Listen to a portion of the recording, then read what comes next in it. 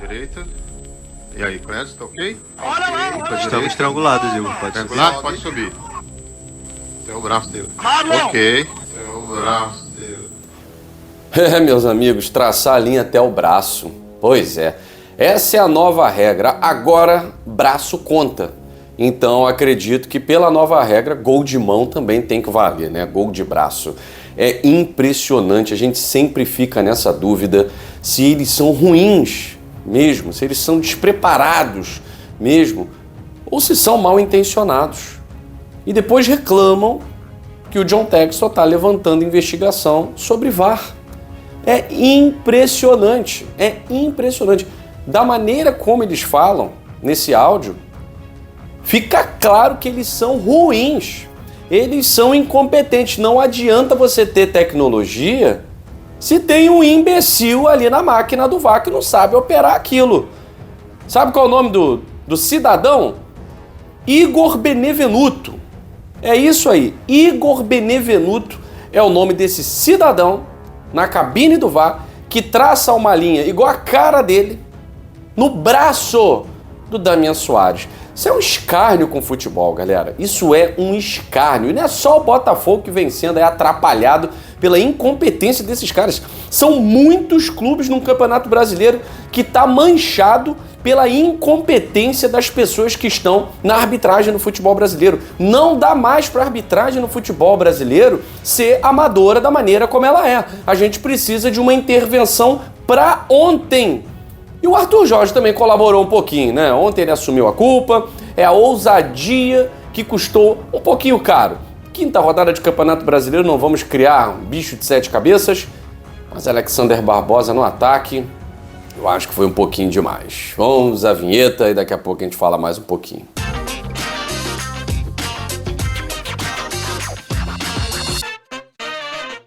Somos mais de 103 mil inscritos aqui no GG, agradeço demais a moral que vocês têm dado aí pro canal, período difícil pra gente, né, porque o canal bombando tal, aquela coisa toda, chegamos a 100 mil tal, e aí uma série de situações que vocês já sabem, né, que a gente passou, e aí para recuperar o engajamento diante do canal demora um pouco, a gente conta muito com vocês, por isso que eu peço o seu like, porque com o seu like o YouTube entende que, ó, a galera tá curtindo tal, e ele começa a recomendar para outros públicos, e é claro, a gente conta também, você compartilhando aí esse vídeo, você curtindo, você comentando, já é o suficiente pra gente, tá certo? Se quiser também deixar um valeu, valeu Guilherme, valeu GG, é só clicar no botão valeu, e você também ajuda aqui o canal Gigante Glorioso, tá certo? Que voltou com tudo, e como sempre, o nosso discurso é um discurso de crítica quando você tem que criticar, elogio quando tem que elogiar.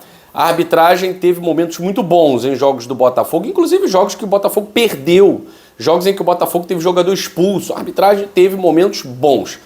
Agora, começou um monte de gente a dar chilique em rede nacional, como o senhor Marcos Braz, mordedor, Marcos Braz dando chilique no sábado. E aí me parece que o Botafogo está tendo que fazer 3 gols para valer 1, né?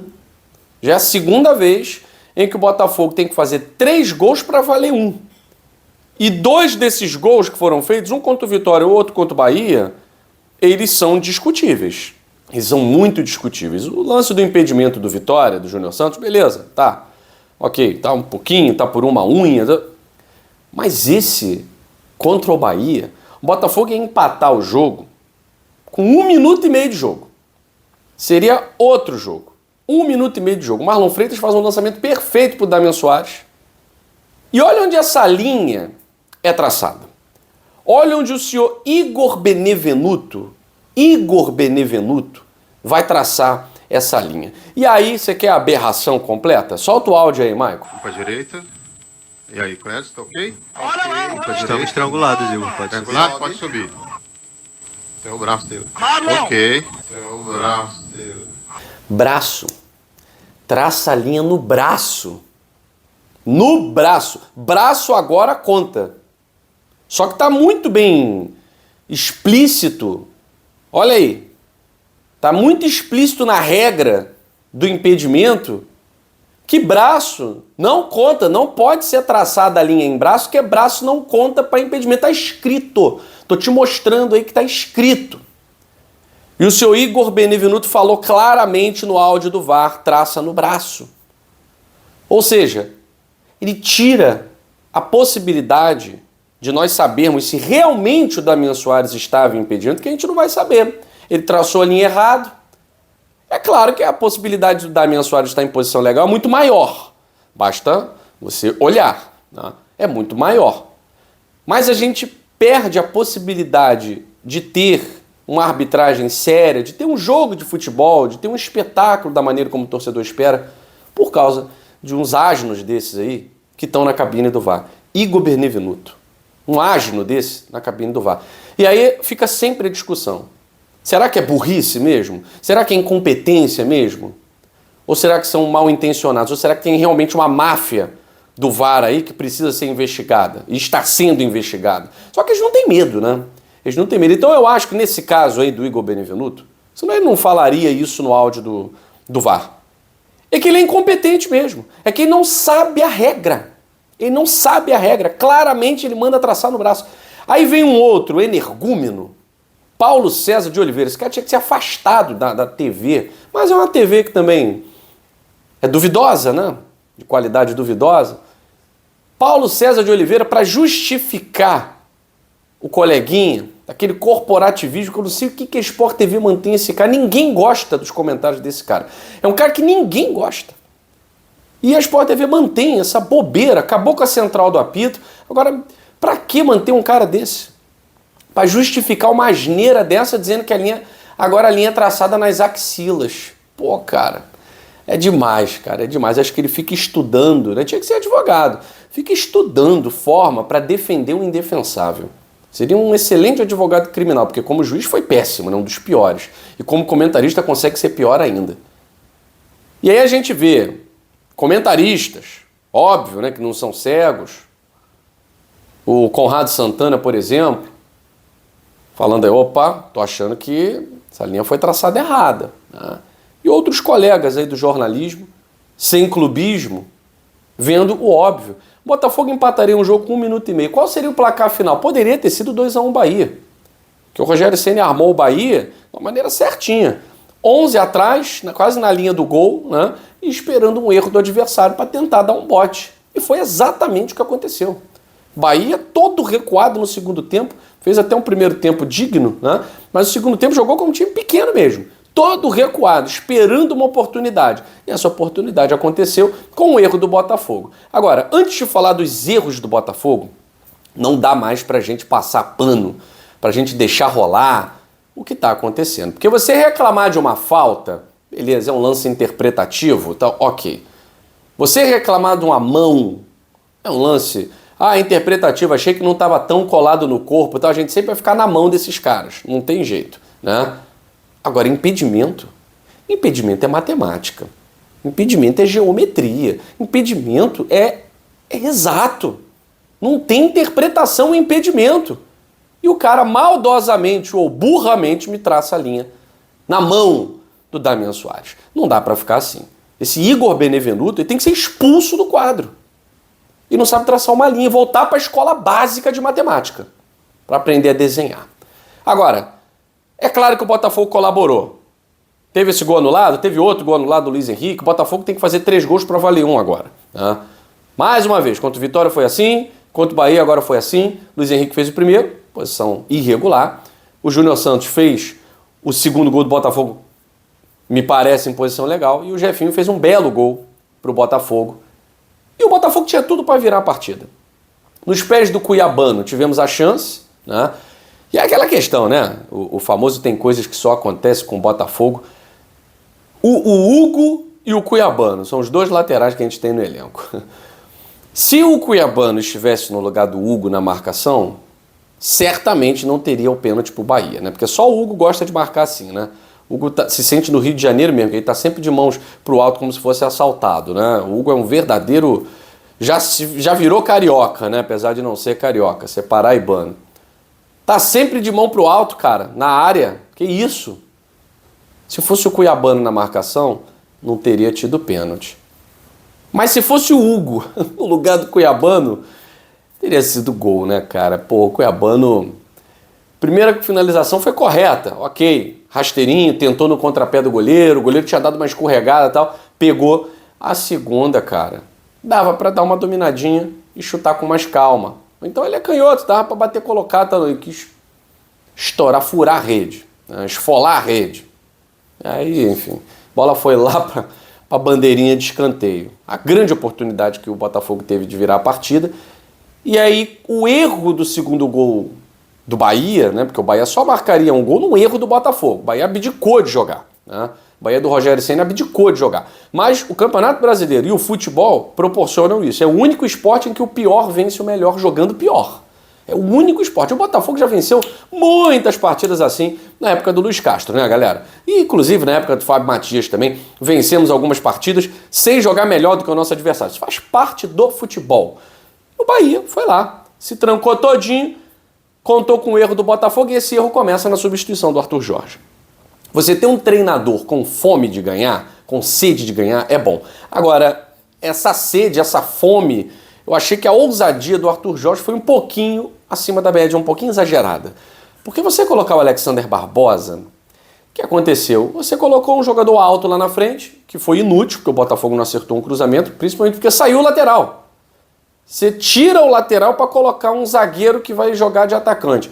Quem vai cruzar essa bola? Só tinha o Cuiabano ficou bem marcado. Porque lá não tinha lateral, o Gregory jogou improvisado. O Gregory não é lateral. Não adianta você colocar um jogador de 1,90 m lá e não tem ninguém para cruzar a bola para ele. Então foi mal pensada essa estratégia, né? E defensivamente, o Gregory acabou atrapalhando a linha de marcação, o Walter não acompanhou e o John não saiu. Então foram 4 erros para mim providenciais. Primeiro, essa saga de querer vencer a qualquer momento, ela acabou atrapalhando a parte tática do Botafogo. Ela desorganizou um Botafogo que estava totalmente organizado, que poderia ter marcado o gol contra o Bahia na mesma toada, ele não precisava ter feito essa substituição. O Botafogo poderia ter chegado ao segundo gol, com a paciência, rodando bola, tal, porque o Botafogo estava bem no jogo, Com a substituição, o Botafogo passou a se enrolar, porque taticamente virou uma bagunça, né? E aí o segundo gol era uma falha geral. Gregory, principalmente, o Walter não acompanha e o John, que está jogando sempre adiantado. Agora é o momento de você fazer valer jogar adiantado. Não, ele hesitou, ele recuou. Quando ele recua, aí ele dá meio gol pro jogador do Bahia, né? Uma derrota que vem numa 5ª rodada de Campeonato Brasileiro, que fica de lição para que esses erros não se repitam no jogo que realmente vale tudo pra gente, que é a partida contra a LDU. Esse jogo contra a LDU vale tudo pro Botafogo. E lá o Arthur Jorge não pode errar. Eduardo foi poupado. Eduardo sentiu no sábado uma pancada no treino. Poderia ter jogado? Até poderia. Mas o Arthur Jorge preferiu poupá-lo para uma partida que é muito mais importante do que essa de 5ª rodada de Campeonato Brasileiro contra o Bahia. Então, contra a LDU é o jogo da nossa vida na temporada. É vencer ou vencer. Uma derrota, o Botafogo vai esquecer classificação para as 8ª de final de Libertadores. Vai ficar muito difícil, vai ter que brigar para não ficar aí fora até da Sul-Americana. Vai ser difícil. Então, tá em aberto. Se o Botafogo vencer, o Botafogo pode chegar até a liderança do grupo na Libertadores da América. E eu não quero nem pensar em perder essa partida, mas fica uma lição. Botafogo pode enfrentar um cenário muito parecido com o que enfrentou contra o Bahia.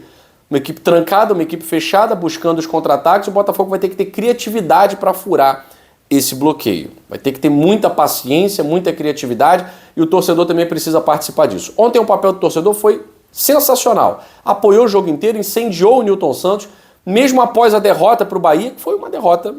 Não acontece. O Botafogo perdeu por querer ganhar e não perdeu por ser medíocre, por ser covarde, não. Perdeu por ousar demais. Tá certo. Beleza. A gente leva numa boa, o torcedor aplaudiu, o torcedor viu que o Botafogo jogou para vencer.